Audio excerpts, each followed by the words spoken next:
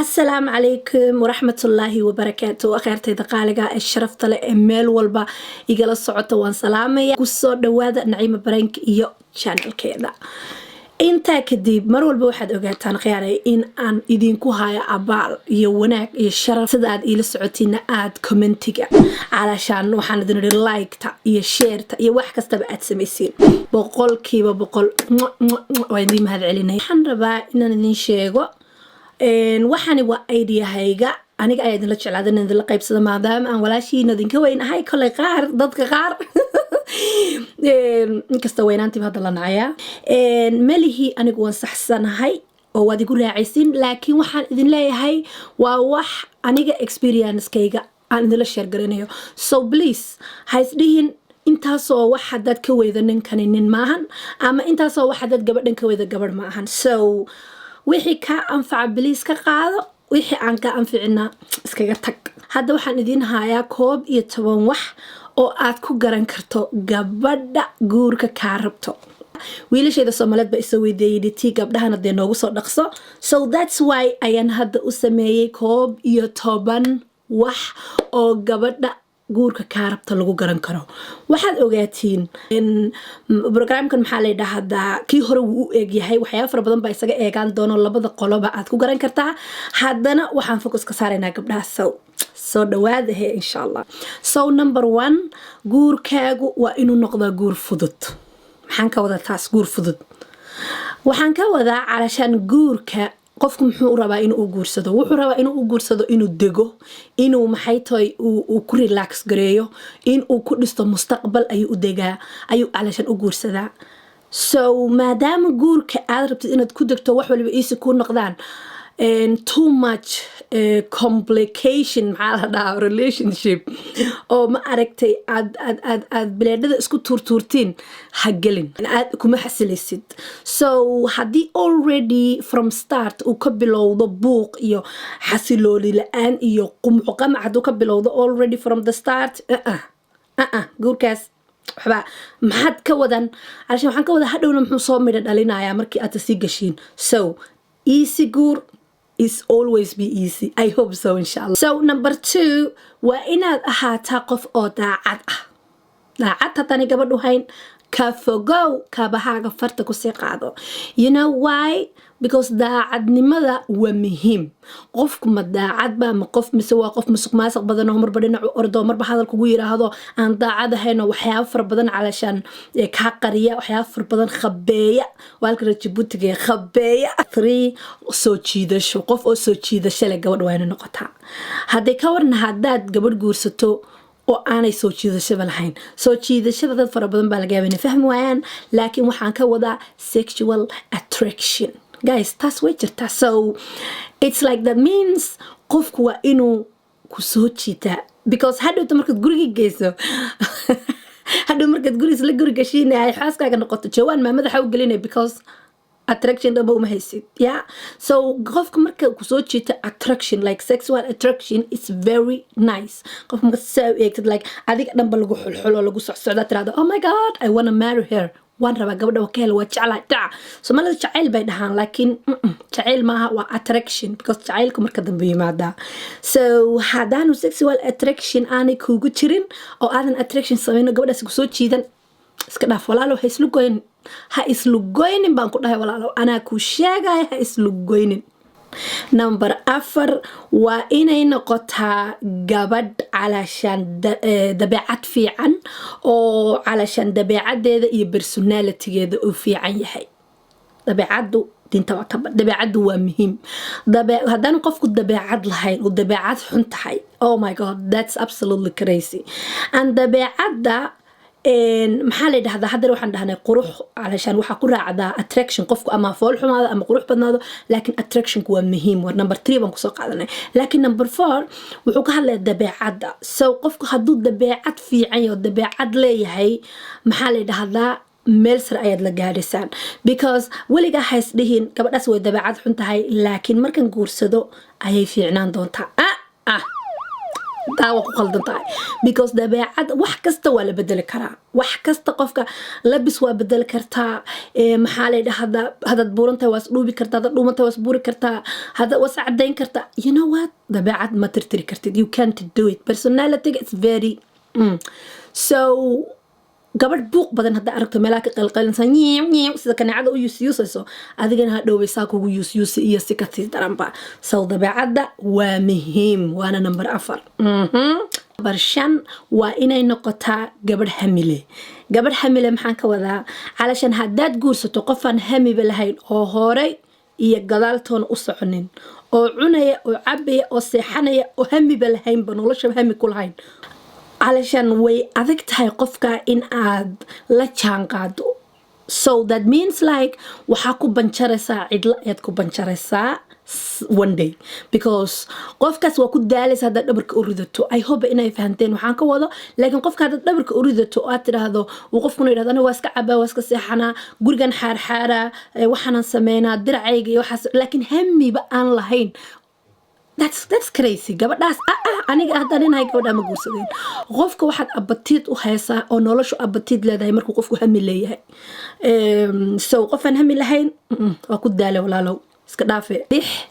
isdhegaysta waa in aad qofku ama gabadhu waa inay ku dhegaysataa marka aad hadlaysiin علشان it's very very important weeyaan labada qof waa inay isdhegaystaan aana isku qaylin haddii hadalka la iska dhegaysto hadal waxaa la dhahaa one way waxaa waaye qofka markuu isagu hadlaayo maanta dhan daldalmaayo laakiin 2 ways علشان labada wadoba marka uu xaggana ka imanayo waxyaabo fara badan baa la gaaraa waxyaabo fara badan baa la gaaraa oo natiijooyin fara badan baa la gaaraa waxyaabo badan baa la xalin karaa laakiin haddaanan qofka ku dhegaysanin oo dhegta ku dhigin hadda gabadha waxba u sheegay way daldalmay maanta ba walaalo meesad hadalka way kugu celinay so you don't have to agree qofka حتى qofka you don't have to agree oo علشان qofka aad aragtid حتى inaanu saxsanayn haddana dhegayso just iska dhegayso say okay I understand laakiin kuguma raacsan حتى waa dhigi kartaa waxaa ka wada hadlaysiin laakiin bal horta qofkan علشان si kula hadlo runtii gabdhu way ku badan yihiin soo gabdhaha aan dhegaysan dadka wiilashow kabihiina farta ku qaatahe number 7 isjeclaada علشان qofka inaad jeclaato oo aad علشان jecel u muujisaa waa muhiim waana hadiyad qaali runtii oo aan maxaa la yiraahdaa aan la soo koobi karin soo gabadha hadaan wax jecel ku muujin walaalo maxad waqtiga iskaga luminay jecelka علشان waxaa laga yaabaa inaad tirahdeen maxay ka wada isjeclaada jaceylku waxyaabo fara badan buu galaa علشان qofka xornimo si ha controlin علشان waxay ka mid tahay jaceylka aw qabto waxaad rabtaa inaad saaxiibadaha la soo qadayso ninkii message buu kuu soo qoray xaggaad joogtaa xaggaad ka dhacday xaggaad u wardisaa gabadhii sidoo kale iyadana gabadhii علشان adiga saaxiibadaha la jooga gabadhii message bay kuu soo qoraysaa waryahay xaggaad ka dhacday hebel xaggaad joogtaa dam walaali suuqan jooga saaxiibadii baan la jooga haddana mid kale ardayga message waay taas like ma ahan qof aad jeceshahay waa qof aad rabto inaad nolosha dhanka qalqaliso so jaceylka waa muhiim waana hadiyad aan la heli karin number 8 waaye waxa waayaan say gabadhu kugu ogsaad horta ku oran kartaa gabadha inay ku jeceshahay gabadhu horta waxay ku siinaysaa علشان attention marsanaysaa wax kasta tiraahdo way ku dhageysanaysaa hadhow laakiin haddaad hadalkaaga weydiiso qofka aan ku dhageysanayn ama meel kale ku maqan ama ku rabin hadalkaaga xataa ma memoryga maskaxda ma dhiga uu ka saaraa because important maaha laakiin waxa importantiga inoo ah maskaxdaynu inta badan dhignaa waynu dejinaa si aynu mar walba ma aragtay u hadalno ama aynu wax u samayno ama aynu u dhahno ama aynu qofka u xitiraano so waxaad adigu iska tiri nin markaa tahay markaad gabadha wax ku tiraahdo way xasuusanaysaa wixii way ku xijinaysaa hadhow waxay ku oranaysaa ha baby waad ii sheegtay waad xasuusataa so gabadhaasi attentionka hadday ku siiso waa gabadh ku rabta 9 علشان gabadhu waxay iska dhigtaa qaali gabdho fara badan siiba gabdhaha Soomaaliyeed gabdhaha way ka sameeyeen laakiin gabdhaha Soomaaliyeed qaali bay iska dhigaan like aroos ba ku kulmaysan xaflad ba ku kulmaysan abay waan ka helay waan ku jecelahay ama waan ku jecelahay I don't know numberka ma kala qaadan karna walaalo busy baan ahay waan soo noqonayaa bal iyara sug waxaan ku waxay iska dhiganaysaa isqaaliyeen waay calaashaas waa wax la nagu soo ababiyay so inta waan ku rabnaa calaashan nimanka Soomaaliyeed nimanka waan rabnaa haddana ma rabni inaan dhulka isku jiidno like we want to like so get it dahaba ahayd maxaad samaynaysaa markaas ha ka tegin oo hasdhiin wallahi tan kuma rabto ha ka tegin because gabadhaas xataa waxa laga yaabaa hadda inay kaa calaashan ku tiraahdo walaal busy baan haya saaxiibaan la socdaa laakiin ha dhowto markay gurigeeda tagto waxaa laga yaabaa inay ku raadiso magacaaga hebel ay inay Instagram ka soo raadso Facebook ka soo raadso Snapchat ka soo raadso sawiradaadii like wada saarto can you imagine sawirada dhan like wada saarto and it was like okay waa gabadhi hateen that means like hello will ma wada haasawna waa sheekada so hawday ma la'aan haniyo number 10 aaminaad way ku aamintaa calaashan maxaan ka wadaa gabadha Soomaaliyeed marka la sheekaysanayso ama gabadha la sheekaysanayso waa inaad ku aaminta aaminaad waa muhiim waan soo dhaafnay number 8 waxaynu ka hadlaynay calaashan qofka inaad respect siiso iyo inuu qofka calaashan aadan mar walba xorriyada ka qaadin tan oo kale waxay ka dhigan tahay علشان وحويان قفك إن آمنتو هادات قفك آمنتو أي جوداس كو آمنتو هاد ما أنت ترى هذا ولا لو حن آذية سوقا آذية أما صاحب كمان لسوا عشانية أما خويا من صبقنية ولا شيء من صبقنية whatever أي كو آمنتو أو أنا يلا بتشارك بس على حكيت شوكت هذا نبر كده مستين كرتان لا صاحبك حق تشرا تيجي هذاني كوجو أرنين قفك سوا قفك آمنين مستقبلنا كعلي because هذاني ماشي آمنة تشرين وح مستقبل هذا إيه وح قول شوك مدينة ما تشرت so آمنادو لبذا حق بقى ومهم آمناد relationship and آمناد كل سنين I don't know what to say أنا no way number كوب يتبان أو number كوجو دنبيا وحواي تلذي كوجو درتها قبل مستقبل كعربتها محن كوذا تلذي كوجو درتها وحواي إن قبل ترى جوانس كجارو أدين كل شيء كسنة يوم مستقبل تشرو مستقبل كربو آيات واحد أركز يدو فرنسيس كعوينسو ولا لي محاكو كده عايزو نجي يمات سوشيجن هاوش أنا محاد عاي علشان قبل داس ده دم بكامل مستقبل كامل هذا it means like qofka xataa waxaad saaraysaa respect ayaad siinaysaa noloshaadi badbadsisay markii aad علشان أتلذ قدرته قفك واحد بدن بلا سو قد بنان كرا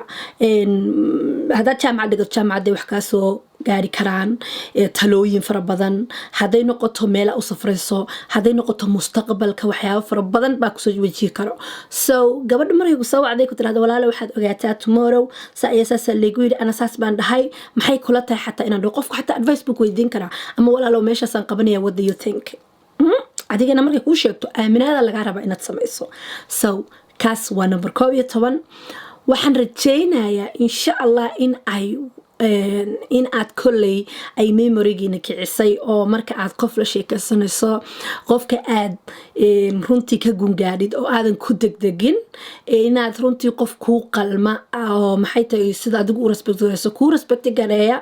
in aad insha Allah aad heshiin baan rajaynayaa kan wuxuu ku socday gabdhaha laakiin waa ogtihiin gabdhaha iyo wiilasha way isku dhex jiraan 12 kan wax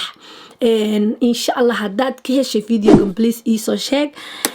ككالي فيديو كان هذا فيديو كسرحيقو إن شاء الله بإذن الله وحان كدقي دونا فيديو أن كهدلايو لبض قفز قبا وحلوغا باهي هاي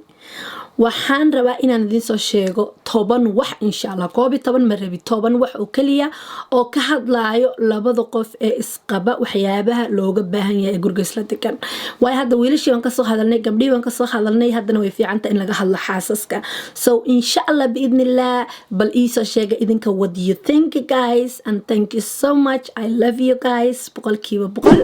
waa mahadsantihiin please inta aadan bixin like tay subscribe ka iyo share ka basar thank you. Thank you. Assalamu alaikum wa rahmatullahi wa barakatuh.